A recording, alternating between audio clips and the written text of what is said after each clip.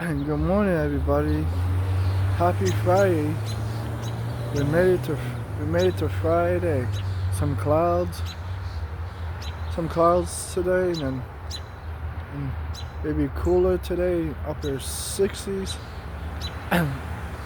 Today, man, maybe some heavy rain this afternoon between noon, 1, 2, 3, 4, 5 p.m. And a bend up diagonal angle, some the I-84, some heavy downpour, and some thunderstorms as well through I-84, like on the angle side today. And then Saturday, maybe not a complete washout on Saturday. Mostly dry, but not a complete washout.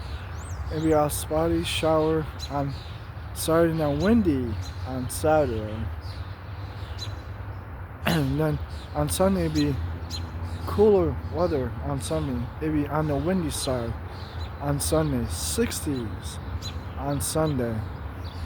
And then early next week, it'll be heating up on Wednesday, early next week, the 80s to 85, early next week. So watch News 8 this weekend, and we'll keep you guys updated. I hope you guys have a great day today and an enjoyable weekend. I'll see you guys next week. Have a safe and enjoyable weekend. Have a good one. Bye.